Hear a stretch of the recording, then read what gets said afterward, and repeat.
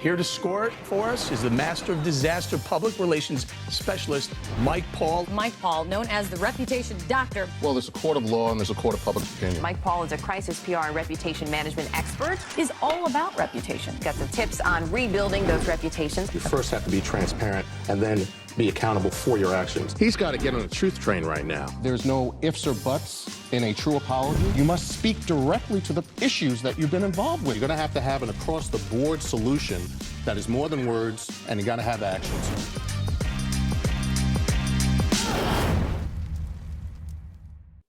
Welcome to this week's Reputations in Crisis. Our guest today is Freddie Stevenson. Freddie, welcome to the program. Hey, Mike, thank you for having me, man. It's a great pleasure to be on here with you. Pleasure's mine, man. So listen, college football champion, makes it into the pros as a fullback for the Chicago Bears. And I want to start with a video that talks about your brand currently, Triumph 105. And let's roll tape and we'll come back and we'll talk about that in just a few minutes. This one time, my mother only had $1 for us to eat. She ordered us one cheeseburger to share. The total came out to $1.05. She asked around for someone to loan her that nickel. After getting the burger, she didn't cut it up for us to share. My younger sister asked my mother why she wasn't eating, and my mother immediately broke down in tears. And this was the first time to be shown any emotion throughout all our struggles. And this is why I triumph 105. So Freddie, man, that video touches my heart, man. And I know that's something that you lived. I know that's something that is absolutely authentic. Tell me why you decided to take something that was the cost of a hamburger that day and turned it into a purposeful brand that is going to be attached to you for the rest of your life. Triumph 105, if I'm correct, the C and the V that I saw on your logo are the Roman numerals, right? C for 100 and the V for 5, which was the cost of the hamburger that day. Yep, without a doubt. Yep, you got it right. So tell me more about that story. Your dad was a preacher, and what else was he doing for the circumstances to come to what they were at that time?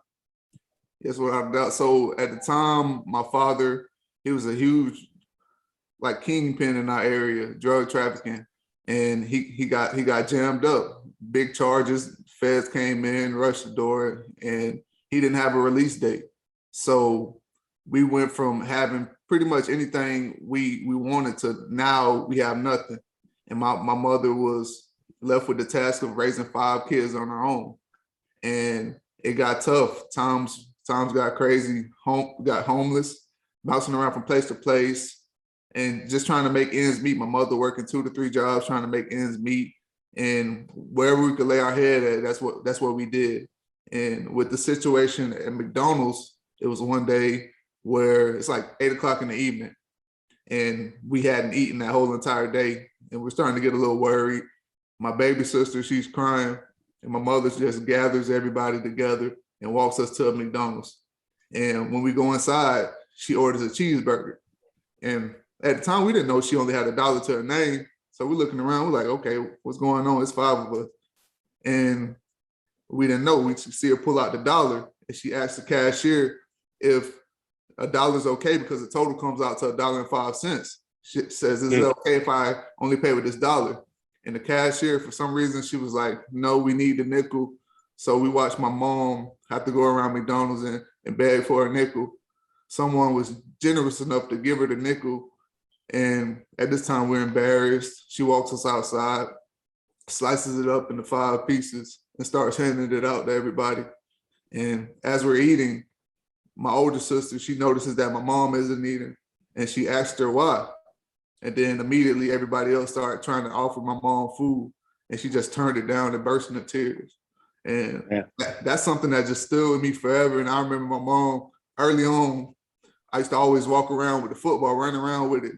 And all my family members and stuff, they always bother me and stuff because I was that kid. Like she saw it early, and she tried to put me. She always told me that I was gonna go to the league, and I told her, I was like, Mom, I'm gonna make it to the NFL. I promise you, I'm gonna make it to the NFL and take care of our family. And you did. And what an amazing story to get an opportunity to play in the NFL. And we'll get to that in a second. We'll get to your college career at Florida State as well. But when you said your dad was a kingpin, at first I thought you were framing it from a perspective of he had another job, and then there was this secret where he was a drug dealer. Was that something that was known in your family at the time? Was it just something that you knew that you didn't talk about? Did the average person in the community see him as a preacher first or as a drug dealer first? Yeah, he didn't change his life around until he went to prison. So he was known as that, but we didn't, as kids, I didn't know. And I got a story in my book that kind of gives a deep description of how I found out. I didn't have a clue. And this is like a huge get together, and I didn't know until that date. And that's how I was able to put together how we were able to afford all these luxuries. And right. yeah, I didn't know what he was doing, but yeah, my family, they knew what he did. We hear the stories now, but back then I didn't have a clue. So let's jump a little bit. You promise your mom eventually that you're going to get out of the situation that you're in, and you're going to, and the big hopes are you're going to make it to the pros, but there's many steps that it takes to get there. So first, you've got to be one of the best high school athletes in the country to have just an opportunity, no guarantee, to play for a decent college team. So walk us through that situation. Yeah, everybody looks back and they hear my story now and they think I was just this phenom in college, which wasn't really the case for me. I remember my 11th grade year, it's like the end of the year, I have no schools recruiting me. And I'm starting to get nervous of whether or not I want to go to college or not. And I'm making pretty big noise in my area. So I'm thinking I'm going to get opportunity at least, but nobody's giving me a shot. And I remember the second to last game of my junior season, I had a major injury and doctors told me that I may never play again. I broke my fibula, broke my ankle, lost all the cartilage in my ankle, and broke a few bones in my foot. And I just remember being at the hospital, them telling me that I may not play again, and I was just going back and forth with them. I was passionate. It was a heated exchange, just letting them know about my dreams, my aspirations, the promises that I made to my mother, and they had to calm me down. But ultimately, at that point, all I could do was just move forward. The situation was what it was, but it was ultimately up to me to control how my response was. So all I could do was make sure that I was doing what the doctors were telling me to do as far as my rehab, and let everything else play its course. And I remember being bedbound for 4 to 5 months, not knowing if I was going to get a call. And I remember the call like it was yesterday. UMass calls, Coach Alan Suber. His name, I will never forget that name. And it was at a time where the depression started to kick in. I don't know if I'm going to get to live my dream. The doubt started to creep in. And he calls me, and I'm just thinking he's telling me that he saw my film and they're interested. But he's like, no, we want to offer you a scholarship, full ride. And I told him about my injury. I was like, I was shocked that he was offering me. And I told him about my injury, just wondering if like they were going to take care of me, because I didn't know how I was going to respond back from the injury. I'm a whole new person at this point. He's like, Freddie, we're invested in you. If you have to sit out a year and rehab, we got you. It's like, you're a hell of a player and we're going to invest in you. So I remember crying out tears of joy from that moment, just all the pain, everything that I went through. I didn't care if I got another call. At that moment, I knew I was going to be able to further my dreams and keep chasing my goals. You did get another call from an even bigger school, Florida State. And tell me about that day, and how'd your mom feel? How'd the family feel? What was that like? It's funny. It's funny looking back at it, because I grew up a Miami fan. So I never really wanted to go to Florida State, but a lot of the schools in the state were scared off by my injury. And Florida State was one of the schools that took a chance on me despite the injury. And I remember telling her, like, man, I don't really want to go to Florida State. I wanted to go to a school, Texas A&M. I wanted to go there, but my mom, our relationship, everything that we've been through, we have a tight-knit relationship. she didn't want any of her kids to leave the state. So she's like, man, I'm not signing those papers. And I'm a guy, great academic, great in school, and I was going to graduate early. So when I signed, I was going to be underage, so I needed her to sign. So once she said she wasn't signing, I had to start exploring other options.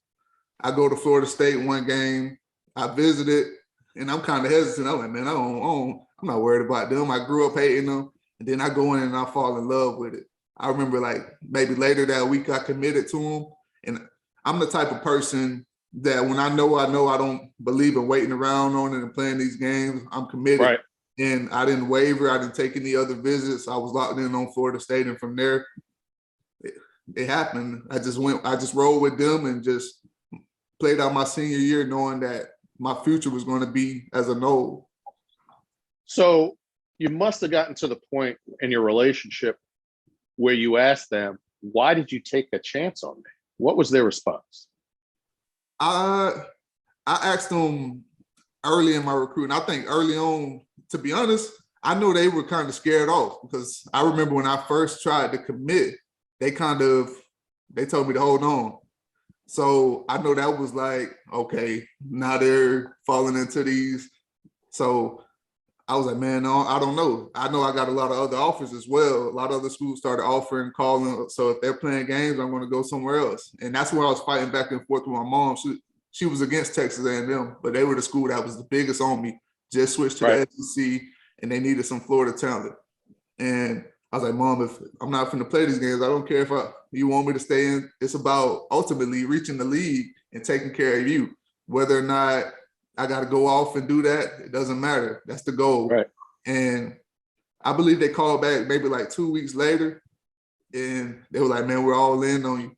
We're all in on you. If we have to rehab you, we will. And they took a chance on me, so I just rolled with them. Well, that's amazing. And it shows you the character of leaders within the college game. There were those who instantly said, injury, not an option, too many other options. And there are others that say, wait a minute, this could be good for our organization because if he has the ability to come back, nothing's going to stop him. He's going to be a great teammate and team player that we want that character. I know. I remember that was some of the reasoning behind it. I remember talking with Coach Fisher, and I let him know, I was like, man, I don't really like the back and forth. And he's like, no, man, like, we're all in on you. He's like, I truly believe with your character, we need high character guys like you on the team. Ultimately, guys like you that are disciplined, hard workers, and tough, nasty. Those are the type of guys that are going to get us back to winning championships. And that's what he wrote with. I'm all in on you. So your freshman year, what happens? Win a championship. And I remember thinking back to that conversation. He was like, man, you don't win a championship. So it was surreal. It was a surreal moment, especially you rewind back in a year and a half before. I'm questioning if I'm even going to be able to play ball again. So you had some great opportunities with your time at Florida State, year after year. It becomes senior year, and then what happens? Yeah, my senior year, I get an opportunity to have a decent year, going to win the Orange Bowl. I get an opportunity to play in the Senior Bowl, get invited to the NFL scouting combine, and the draft comes up. Thinking I'm going to get drafted. I'm the number one player in my position, but as you know, the fullback position is kind of died down now. Nobody really uses it. It phased itself out the game. So I went undrafted and signed with the Bears and went through that course with them. But ultimately, I had accomplished my dream that I set for myself a while ago. What does it mean to be a free agent and then make it and play for a short period of time, and talk about that time for the Chicago Bears in the NFL? The dream as a reality for at least a short period of time.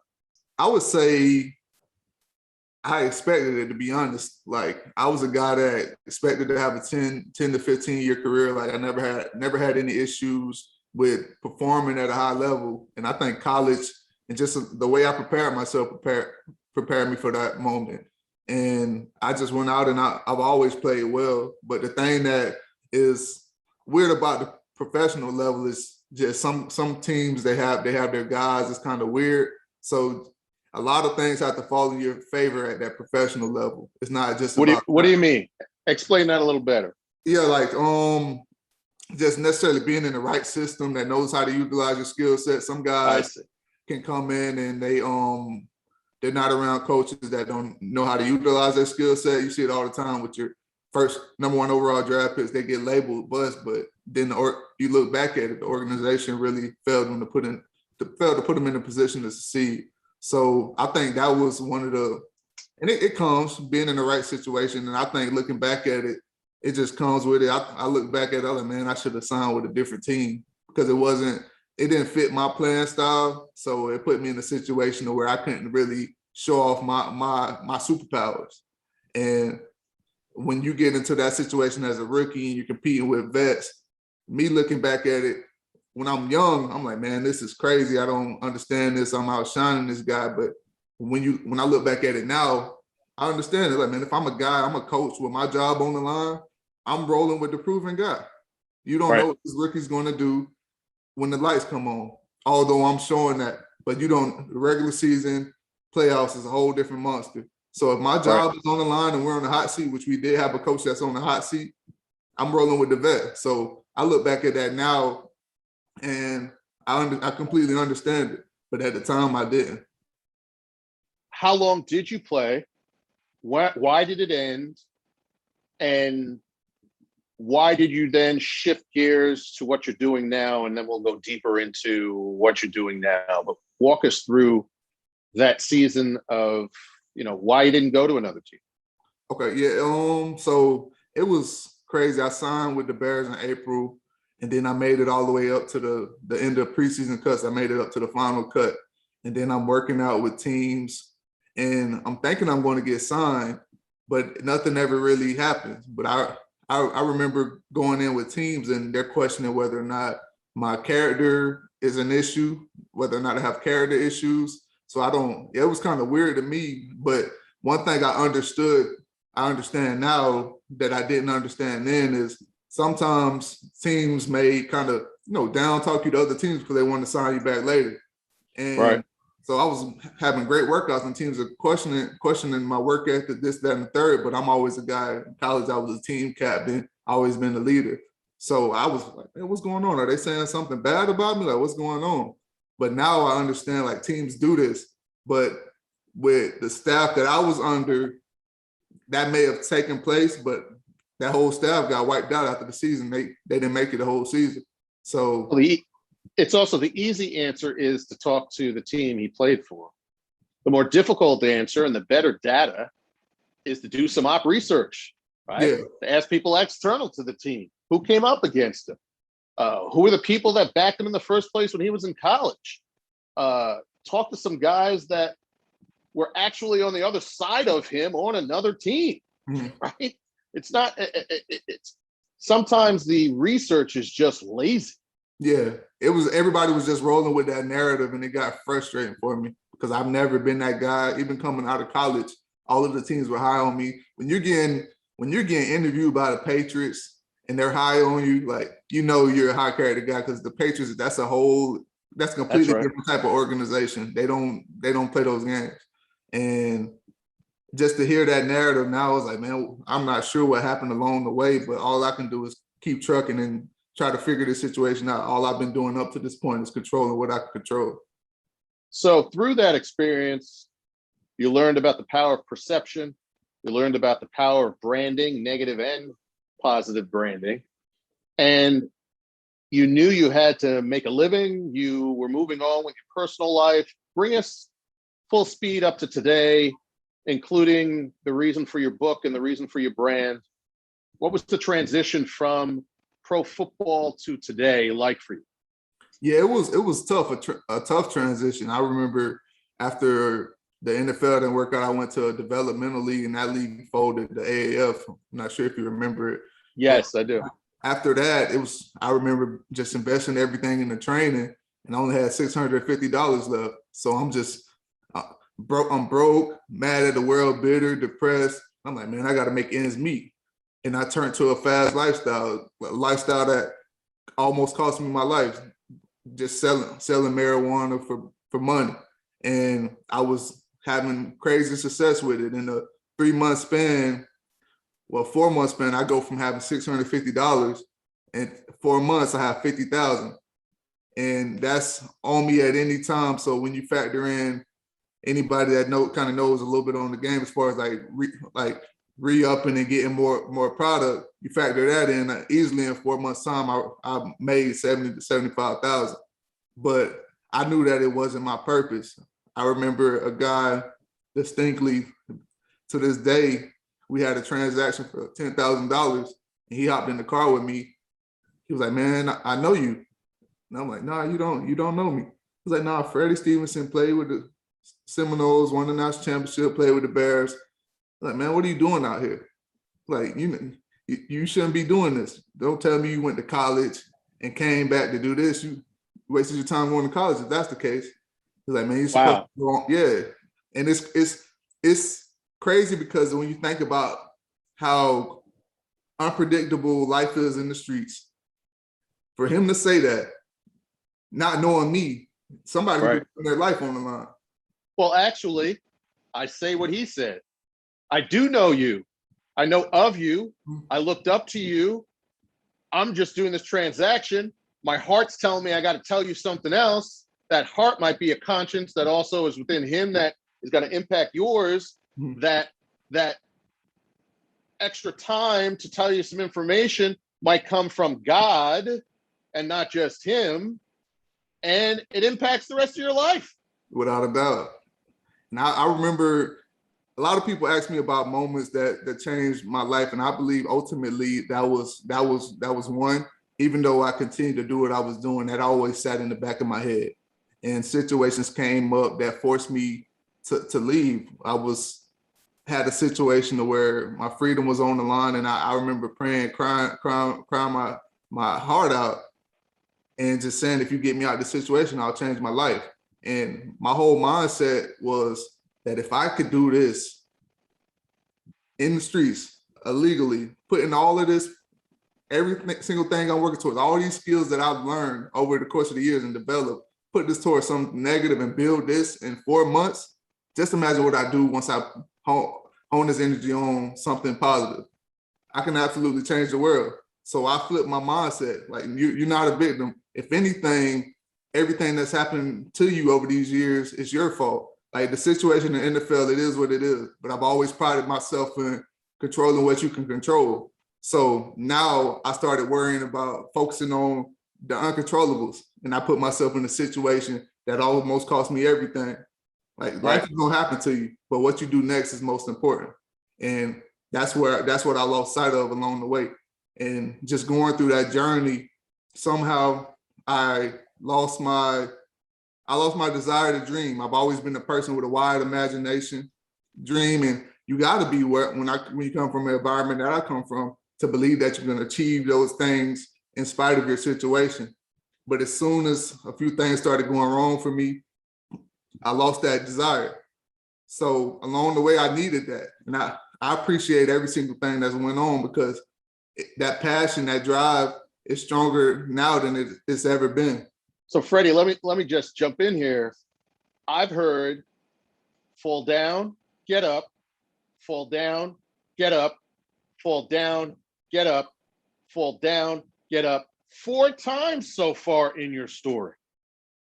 4 times, starting from when you were 3 or 4 till today. And there might have been others in between. Tell us a little bit about your family. People are touched by the initial video of you talking about the 105 stories. So tell us about your mom. Tell us whether you have somebody special in your life. Are there children? I know you're only 26, right? But tell me a little bit more about family as we then get into talking about your brand and your book. Yeah, without a doubt, my mother, to be honest, this story doesn't happen without her. And my father, he's back in our life. Pastor and my mother are married. He just, in I believe April, opened up his own church. So wow. Things are opening up for them. So it's definitely been a blessing. I got a daughter, 2 years old, girlfriend, hoping soon to make her my wife. She's putting a little pressure on me, so we're definitely gonna get that. But yeah, man, I'm a huge family guy, and I appreciate every single thing that they instilled in me early. And just to think about the man I am today and the places that I've been able to experience and the destinations I've been able to reach.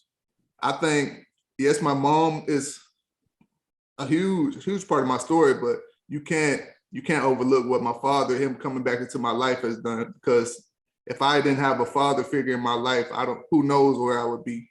Just at times when I didn't have any knowledge or wisdom about things that I was experiencing, just to have that wisdom from somebody that's been through my situation, has done time in prison and has grown and changed his life around. I think it was huge. So what's the most important message since your dad got out of prison and you have reconnected even closer to your dad? What's the big message that he has that you not only remember yourself, but you're going to pass on to your children? It's just always pride myself on trusting the process. And it's a quote that I just put on my Instagram, and it's like, man, I know it looks bad, but trust me. And you have the hyphen, like it's said by God. I know it looks bad, but just trust my plan. Just trust God's plan. And it's a lot of things that in life that I didn't understand. And every single time I felt like my back was backed against the wall, I got a miracle. Got me out of the situation. And right. It's crazy how I got to a place in life, like all these things, like you said, 4 times it happened. And you allow yourself sometimes that the doubt started creeping. I know God's looking down on me like, man, you still don't trust me? And that's where I am now. It's like, man, I know how it looks. I know it, but we're strong. There's nothing that's going to break me. We've seen it all. So, all right, it's going to come harder next time, but we're ready for it.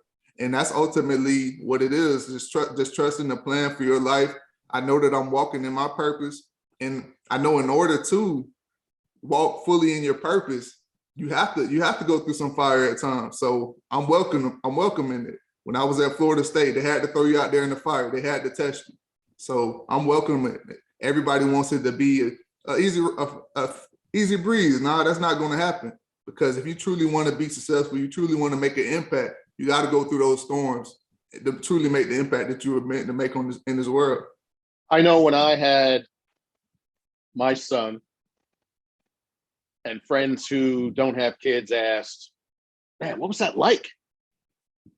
I said, indescribable. You have to have it happen to you for you to know the depth of which you literally wake up as, I don't care how selfish a person you were the day before, and seeking goals and seeking to be the best you and loving yourself only. He comes out and I instantly felt this paternal feeling of, my life doesn't matter anymore. It's all about him. He comes first, period, full stop. With everything.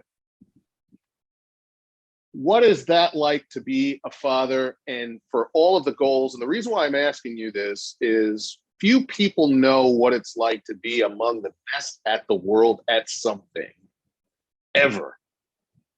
Now take that impact personally and add a child to it. As far as your goals now for your future. Yes, it's so much. My purpose is so much bigger now, knowing that my daughter is here, just wanting to leave a legacy behind for her. If I go on to have future kids, and then her kids, just leaving a legacy behind for them to follow up. And I truly believe that your name, once you leave this earth, that's all people need to know about you, your name. So what legacy do you want your name attached to it? And that's what I'm trying to build right now in this world. Continue to make an impact with my story and with this nonprofit, and just having my daughter growing up into something that we didn't have. So, and I think she doesn't understand it now, the sacrifices that I make, but when she grows up and she sees it, I think she's gonna appreciate every single thing that I'm doing. And I appreciate every single thing that's happened to this moment. I remember my daughter, when she was born, like you said, it's indescribable. And this is at the point where I'm still living a crazy lifestyle. And I'm under this crazy investigation, not knowing if I'm finna get taken away tomorrow. And I remember just at that moment telling my girlfriend, I'm like, man, I'm done. And it was once I held her, like, man, I'm done. I don't know like what's going to happen tomorrow, but no matter what happens, I'm going to be here to make sure I make an impact in her life. And if I get an opportunity to get out of this, I'm going to do everything that I can to make as big of an impact as I can in her life. Well, that's awesome. Freddie, so the name of your company is Triumph 105. You have a nonprofit organization that's coming soon. What's going to be the name of that? The Trials of Triumph Foundation. Terrific.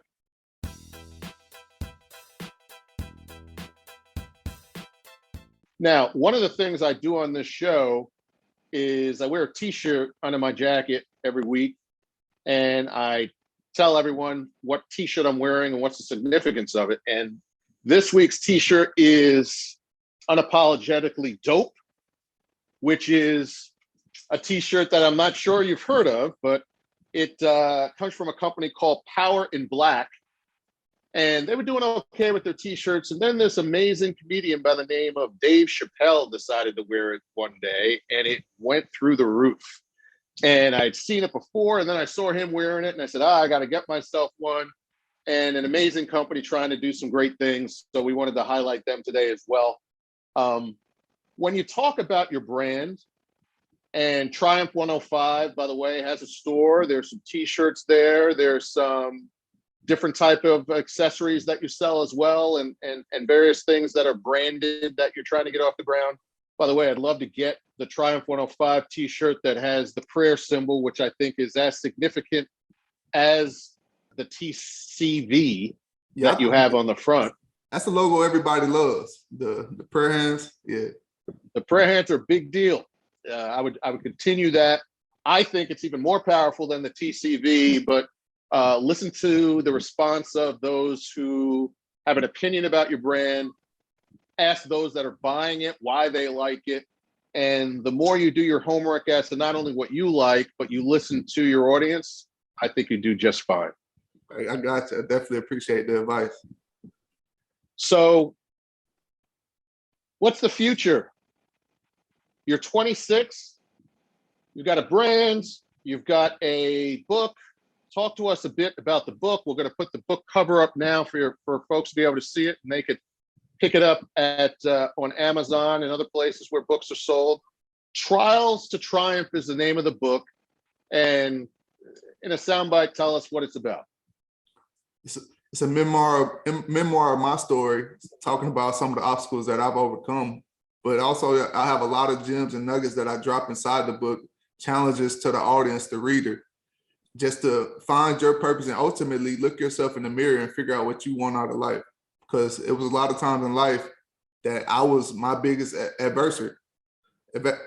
So I think once I came to grips that the fact that, okay, Freddie, you can't blame the world. A lot of these situations you put yourself into. Yeah, a lot of bad has happened to you, but you've done a lot of bad as well. So ultimately looking myself in the mirror and said, man, going back is not happening anymore. I'm taking accountability. I'm taking back control of my life. I'm taking back the wheel. And that'll never happen again where I put my life in someone else's hands. It's whatever happens to you, Freddie, from this moment on, it's your fault. You take accountability for it. And that's ultimately when my life started to change, once I changed my mindset. So you're 26. Let's talk to Freddie, who is going to be 36. 10 years from now, what are your goals? I know you to be a superior athlete and to do the things you've done in life and to fall down and get up at least 4 major times, which is unbelievable, and courageous and an example for many. Where do you see yourself? What is your big goal? You're talking to yourself at 36. What are you hoping to accomplish? Number one is continue to impact lives. That's what we're doing this for. If I can impact one a day, then I'm doing my job.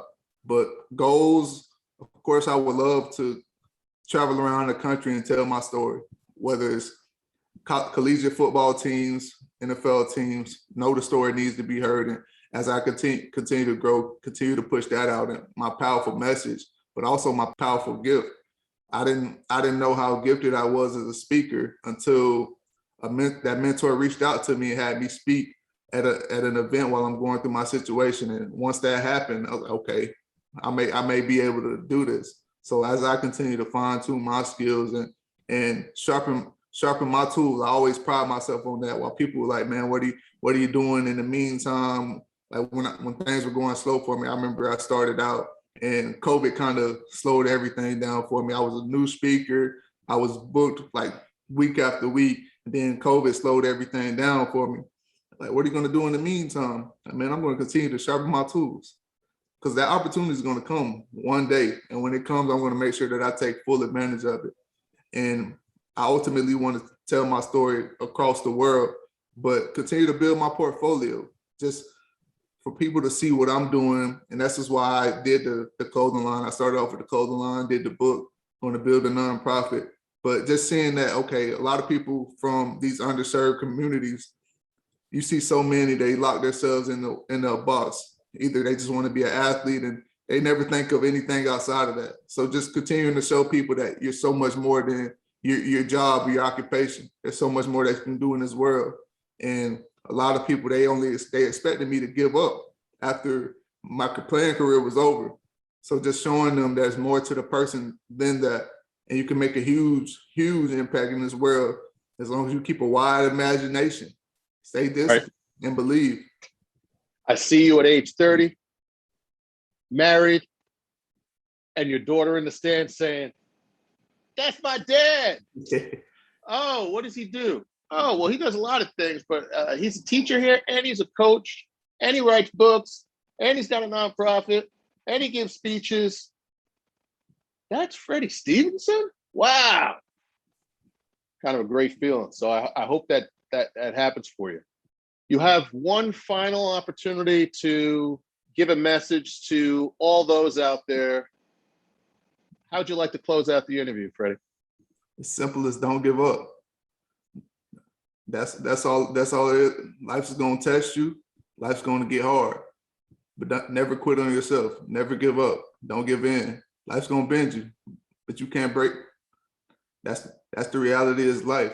I've been down so many times in this life, but I didn't allow life to break me. I kept getting up.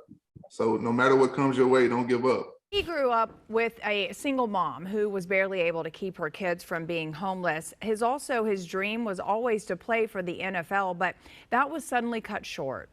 So what happened next is told in a newly released ebook by former NFL free agent Freddie Stevenson. Freddie is joining us now to talk about going from trials to triumph and overcoming obstacles. Freddie, good morning to you. Good morning. Thank you guys for having me. Hi, Freddie. What an inspiring story. So Lou texted me about this morning. She was really excited about this. So let's talk about it. Tell us about what your family faced when you were really young. Yes, early on, my father, he was incarcerated for drug trafficking, and it left my mom with the tough task of raising 5 kids on her own. And times got hard. We found ourselves homeless at times, bouncing around from place to place and just trying to make ends meet. And it was tough, but she always did her best for us. Let's talk about, I saw an interview where you guys were at McDonald's. She ordered a cheeseburger, and you were thinking more cheeseburgers were coming, but you made a pack that day. Can you tell that story? Yes, kind of. My social media handle is StruggleMade105, and the story, that's really what it ties into. One day we're at McDonald's, and my mom orders a cheeseburger for all my siblings, and I didn't know that she only had $1 on her at the time. So the total comes out to $1.05. He had to go around the restaurant and beg for a nickel because the cashier that day wouldn't allow her to get the burger with just $1. So my mom walks us outside after getting the burger, slices it up into 5 pieces, and then she hands it out to everybody. And as we're eating, we noticed that my mom isn't eating, so we tried to offer her some. And she turned it down and immediately burst into tears. And that moment, it stuck with us forever. And I remember promising to her that I was going to make it to the NFL and change my family's life. And you did. So let's talk about that transition. Professional sports is often an avenue out of poverty for kids in underserved communities. So what was your experience like in the NFL? And it was a dream come true, just to be fulfilling my ultimate goal, you have to live in the moment, and ultimately that's what I was doing. I didn't know that it was going to end faster than I wanted it to, but I enjoyed every single moment, and I've always prided myself on giving every single thing that I got. And I ultimately believe that everything ended for a reason, and it ultimately was for this reason right here, for me to come back and tell my story.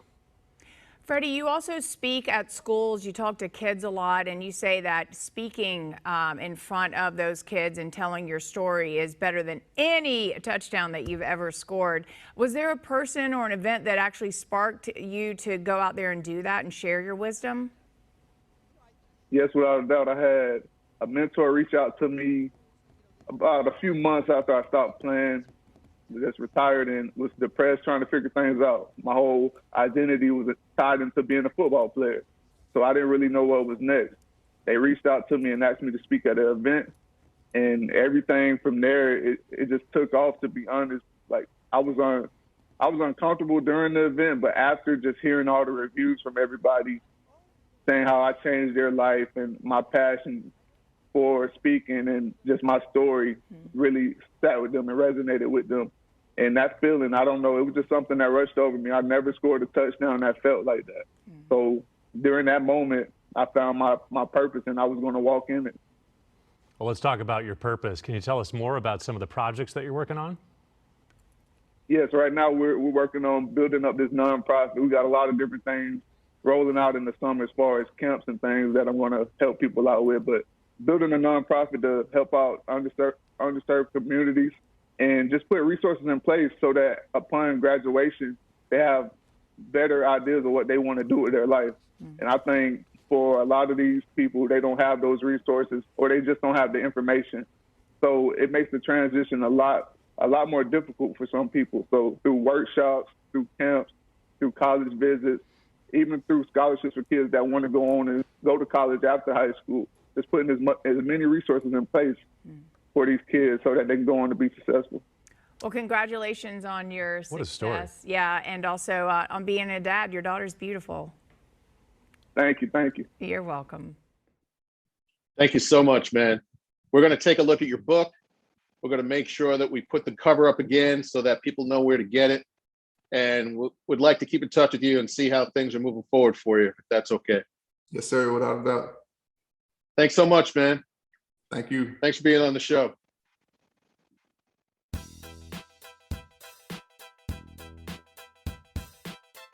So Freddie Stevenson, what an amazing inspiration. Not once, not twice, not 3 times, but 4 times so far in his young life. Major fall down, get up stories. Just unbelievable. We definitely need to take a look at his book, Trials to Triumph. It's available on Amazon. We're going to keep in touch with this young man. He's going to be an inspiration, I predict, not just for those who love sports, but those who just live life. And I love his story. I love his brand. I'm going to get his t-shirt. And I hope you like his story as much as I do. Thank you for watching Reputations in Crisis. And remember, less head work, more heart work. Peace. And don't forget to follow us and subscribe on YouTube channel, Apple's Podcasts, Google Podcasts, and Spotify. Reputations in Crisis with Mike Paul, the Reputation Doc. Thank you very much.